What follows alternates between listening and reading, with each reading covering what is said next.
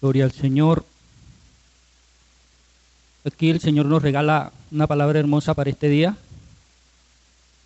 Siempre Dios tiene algo que decirnos. Él nunca se distrae, Él nunca se descuida de nosotros. Siempre está pendiente para hablarnos. Amén. Mateo capítulo 12, versículo 45. Aquí hay una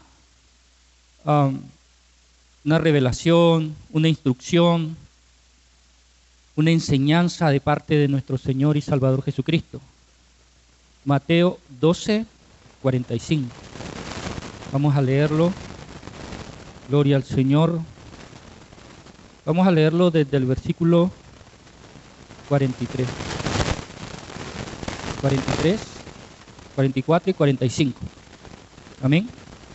Dice la palabra del Señor: cuando el espíritu inmundo sale del hombre, anda por lugares secos, buscando reposo, y no lo halla.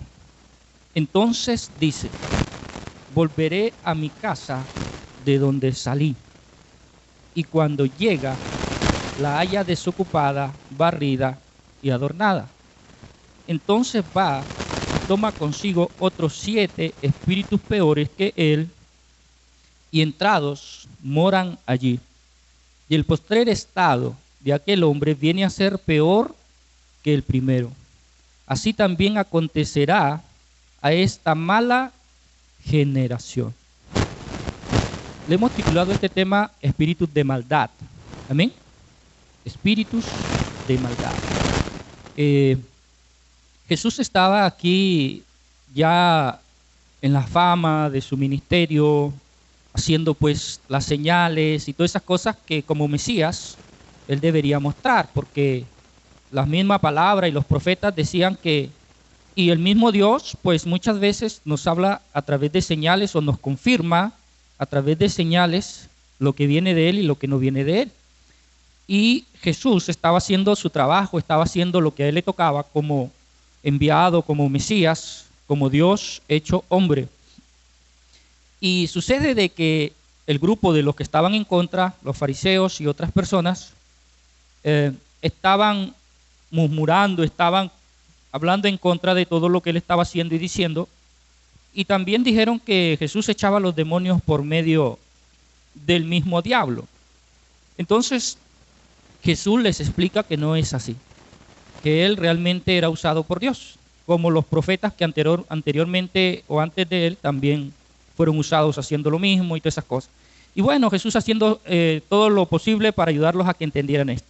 Pero en una parte de las enseñanzas, revelación y todo lo que él hacía, habla de este punto muy importante como es los espíritus de maldad. Esos espíritus que atacan al ser humano desde afuera y también desde adentro. Amén, hermano. Entonces aquí Jesús hace una aclaración muy importante cuando dice: cuando el espíritu inmundo sale del hombre. Mire, cuando el espíritu inmundo sale del hombre, empieza a vagar, pero llega un momento que él quiere regresar nuevamente al cuerpo donde él salió. ¿Por qué? Porque esos espíritus están acostumbrados a vivir en los cuerpos humanos. Amén, hermano. Ellos no quieren vivir fuera de un cuerpo humano, o sea, ya se acostumbraron, se metieron al cuerpo humano y ahí quieren vivir siempre. Entonces Jesús está enseñando de que este espíritu tiene esa actitud, esa forma de ser, vivir dentro de un cuerpo humano, ¿sí? Como un parásito, como algo que se acostumbra ahí y fuera ya no quiere vivir, aunque pueda, pero no quiere, sino que ya se acostumbró ahí, como que se siente más cómodo o algo así. Ahora, el espíritu sale porque obviamente Dios lo saca del cuerpo. Claro que yo la vez pasada enseñaba sobre la autoridad legal que puede tener Satanás o que puede tener este espíritu para entrar en el ser humano. El ser humano le da ese poder legal. Vemos en la historia de Caín, en Génesis capítulo 4, no lo voy a buscar para para no detenernos mucho por ahí, pero vemos que Dios le dice a Caín, el pecado está a la puerta, y si no tienes cuidado, él te poseerá, le dice así. ¿De qué le está hablando? De estos demonios.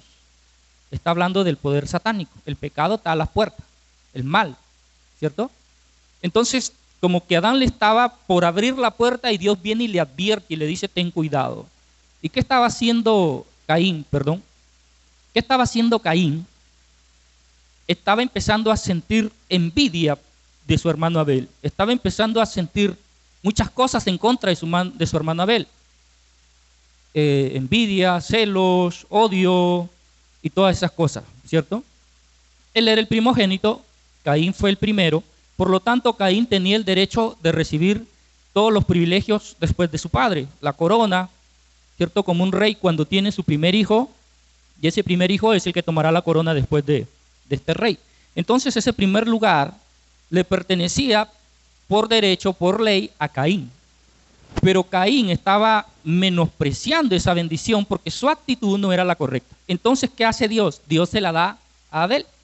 Y cuando Caín ve que la bendición va para Abel, él se incomoda, se fastidia y empieza a querer hacer daño a Abel. Y Dios se da cuenta y va y le dice, Caín, ten cuidado con lo que estás pensando, sintiendo, maquinando, ten cuidado porque Dios estaba viendo detrás de eso a Satanás, obviamente, a los demonios. Y va y le advierte, ten cuidado, cierra esa puerta, ciérrala. Porque si tú sigues pensando de esa manera, el diablo se va a meter, te va a poseer, el pecado te va a poseer, le dice Dios en Génesis 4. Entonces, ahí vemos una forma de que el demonio puede entrar al cuerpo, al interior del hombre. Amén. Otra también la vemos en el caso de Saúl. Cuando Saúl desobedece a Dios, se rebela contra Dios, dice la palabra que espíritus de locura poseen a Saúl. Y Saúl se vuelve loco. Mire, pero ¿qué pasa? Que Saúl le abrió la puerta a Satanás, a los demonios, rebelándose contra Dios. ¿Y qué hizo? Se fue a consultar a una adivina. Mire, man, ahí están los demonios esperando que alguien venga a consultar a una adivina. Espíritus satánicos usan a esta mujer y cuando la persona va y consulta al adivino, es posible que puedan poseerlo. Espíritus satánicos. En la brujería, en la idolatría, detrás de todo eso están los demonios. Pablo dijo, cuando sacrifican a los ídolos, a los demonios sacrifican. Sacrificar significa también adorar. Entonces cuando Pablo dice, cuando adoran a los ídolos, a los demonios adoran. Están teniendo a los demonios como dioses. Y ahí es donde se apoderan los demonios de la persona. O sea, hay muchas formas de que el espíritu tome control de la persona a través de la idolatría, a través de la adivinación, a través de la brujería, a través del odio hacia el prójimo. Por ahí se introducen esos espíritus, ¿cierto? A través de la envidia que uno siente por ahí. Por eso vemos el ejemplo en Caín, por eso vemos el ejemplo en Saúl y en otros personajes también bíblicos. Entonces, dice el pasaje, cuando el espíritu inmundo sale, es porque Dios lo sacó. Jesucristo nos muestra ese poder de que Él echaba los demonios del cuerpo de la gente. Mateo capítulo 12, versículo 27, usted lo puede anotar y después lo puede analizar. Y allí es donde Jesús echa demonios. Por ejemplo, Jesús echa demonios del endemoniado Garadeno. Y el endemoniado o los demonios que estaban en el hombre dijeron, Legión nos llamamos porque somos muchos. O sea, no solamente había un demonio o un espíritu inmundo, no solamente habían 7, de los que habla que cuando Él regresa trae 7 más, sino dice, Legión nos llamamos. ¿Qué es una legión? Cuando estudiamos la palabra legión en esos tiempos, los que utilizaban este término mayormente eran los romanos. Y una legión eran cientos de soldados. Cientos de soldados componían una legión. Podrían ser 500, podrían ser 1000 o más. Imagínense. Y cuando este demonio dice, Legión nos llamamos, ¿qué está diciendo? Que eran cientos de demonios que estaban en el cuerpo de este pobre hombre. ¿Cómo habían entrado? ¿Qué practicaba este hombre? brujería, hechicería, qué cosas hacía, era un adivino, qué cosa había sido este hombre para que tantos demonios lo volviesen loco. ¿La persona se vuelve loco porque le falla el cerebro? No. La Biblia nos muestra que la persona se vuelve loco porque está poseído por espíritus inmundos, por demonios. La persona se vuelve malo por sí, nada más no. El 90% de las personas malas están poseídas. Amén, hermano. Son poseídos. Por no decir el 100% tal vez, por dejar un espacio ahí. Pero volvamos a Caín. Caín, para matar a su hermano, tuvo que ser poseído. Tuvo que ver ahí, porque el Señor le dijo, cierra la puerta, y Caín no la cerró. Continuó, tomó en poco el consejo de Dios, como tal vez alguno de nosotros, que se nos dice, no hagas esto, no hagas lo otro, que allá hay demonios, mira, no hagas esto. Y la gente no obedece, sigue en lo mismo, el demonio termina poseyéndolo. Termina cayendo en manos de ese espíritu. Y dice que el Señor saque el espíritu y la persona queda libre de esa posesión satánica que lo está destruyendo, porque eso es lo que hacen los demonios, destruir a la persona. El caso del endemoniado Garadén, el caso de Saúl, el caso de Caín, el caso de otros personajes en la Biblia poseídos, el muchacho que lo traía al fuego y quería tirarlo en el fuego y matarlo, cuando viene un hombre a Jesús y le dice, mi hijo es gravemente atormentado por un demonio. Entonces, atormentan a las personas, ¿cierto? Eso es lo que los demonios quieren, destruir, acabar, dañar, llevar a la persona por donde no es. La lujuria, son muchas otras cosas, ya vamos a ver eso más adelante, pero estamos viendo ahora mismo esa parte donde los demonios poseen al ser humano. Y aquí Jesús lo está diciendo, no lo está diciendo un discípulo de Jesús, lo está diciendo Dios mismo. El demonio entra porque el hombre le abre la puerta, porque le da autoridad legal cuando el hombre hace lo malo, cuando el hombre peca en cierta área donde es tentado. Si es tentado en lo sexual, va a ser un espíritu de lujuria. Si es tentado en la área de adivinación, de querer conocer el futuro e ir a buscar a alguien que les hable del futuro, un espíritu de adivinación. Y muchos otros espíritus que hay ahí que ya lo vamos a ver. Ahora, entra uno y ese uno se apodera de ese cuerpo. Pero cuando lo saca el Señor y la persona otra vez vuelve al mismo pecado, vuelve nuevamente, como dice, el perro a su vómito y el cerdo al cieno, a revolcarse nuevamente en el barro, pues el espíritu vuelve a tomar a esa persona. Amén, hermano. ¿Y qué sucede? Que trae 7 espíritus peores que él. Tiene autoridad legal superior a la primera. O sea, primero tuvo la autoridad legal solamente para entrar él. ¿Ya? Pero después que él sale y el hombre vuelve de nuevo al mismo pecado, el demonio tiene más poder legal que antes sobre esa persona. Voy a poner un ejemplo. Digamos que tienes un hijo, o alguien tiene un hijo, que lo castigas porque hizo algo malo. Y le dices, si vuelves a hacer la maldad que acabas de hacer, ya no te voy a castigar con 3 latigazos, te voy a castigar con 12 de latigazos la próxima que vuelvas a hacer lo mismo. Entonces, eso es lo que pasa aquí. Que la primera vez que el hombre pecó se le castigó, vamos a decirle que el castigo fue ser poseído por un espíritu. Pero cuando el hombre vuelve a incurrir en el mismo pecado, ¿cuántos espíritus ahora tienen poder legal sobre él? El primero más 7 espíritus peores para hacer de esa persona peor. Por eso es que Jesús le dice a la mujer adúltera, le dice, mujer, ¿quién te condenó? Nadie. Bueno, vete, pero ya no vuelvas a incurrir en el mismo pecado porque si no te vendrán cosas peores, le dice Jesús. ¿Qué le estaba diciendo? Eso, el espíritu que estaba en ti de adulterio salió. Pero si tú vuelves nuevamente a lo mismo, vendrán 7 espíritus más y tu vida será peor de lo que hasta hoy ha sido. Míreme, tremendo, ¿cierto? Ahora, encontramos también en la Biblia que hay doctrinas de demonios. Primera a Timoteo, esta sí la vamos a leer. Primera a Timoteo, capítulo 4. Primera carta del apóstol Pablo, a la iglesia, a su siervo Timoteo, que él escribe a Timoteo advirtiéndole sobre esto, doctrinas de demonios. Imagínense, doctrina de demonios. Alguien de pronto está haciendo o está practicando o está yendo a una iglesia que está siendo, ¿cómo se dice? Está siendo gobernada por demonios. Miren, eso es tremendo, ¿cierto?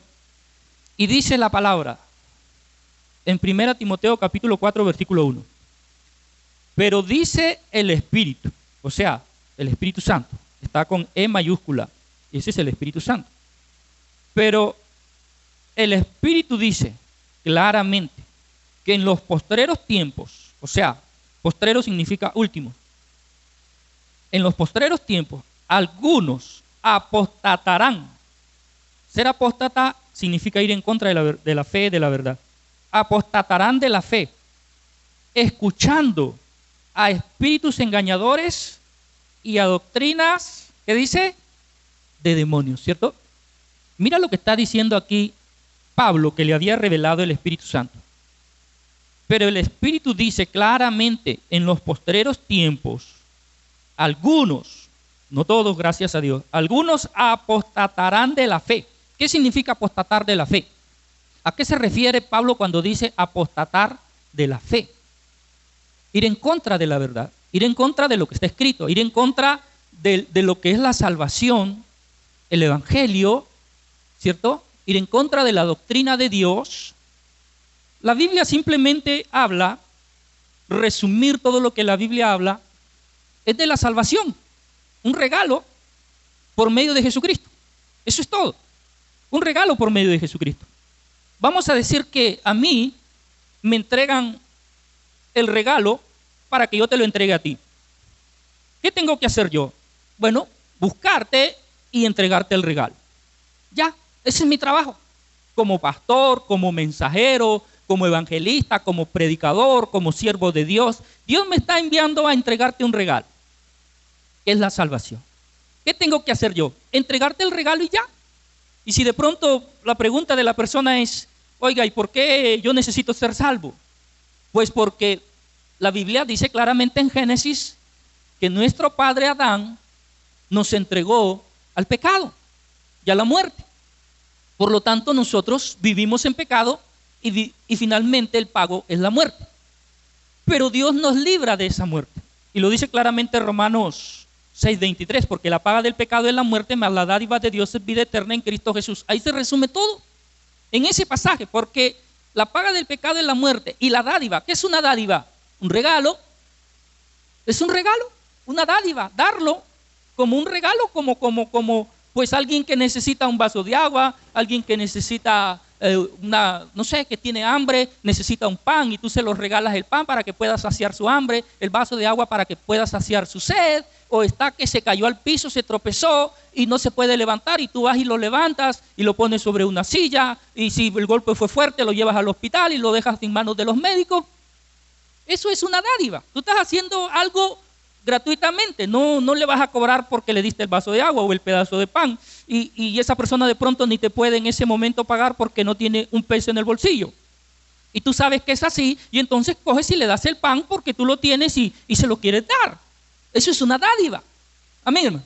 Entonces cuando la Biblia dice, mas la dádiva de Dios es vida eterna en Cristo Jesús, está diciendo que es un regalo, que la salvación es un regalo.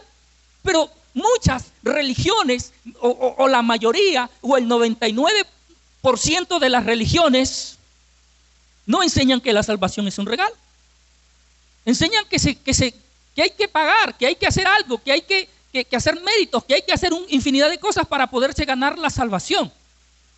Que es por obras la salvación.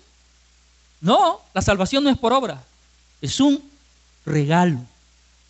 Entonces, cuando alguien te dice que tienes que hacer esto, que guardar un día de la semana para que te salves, que tienes que bautizarte para que te salves, que tienes que predicar el evangelio día y noche para que te salves, que tienes que someterte a la religión para que te salves, que tienes que pasar por todos los rituales que tiene esa religión desde niño hasta viejo para que te salves. Todo eso no es la doctrina verdadera del Evangelio. Lo único que tienes que hacer es creer que ese regalo te lo da Jesucristo. Eso es todo lo que tienes que creer. No te lo da la iglesia, no te lo da tus buenas obras, no te lo dan tus oraciones, no te lo da nada de nada, sino solamente Jesucristo te lo regala porque se le da la gana y ya. Así de simple y así de fácil. Amén.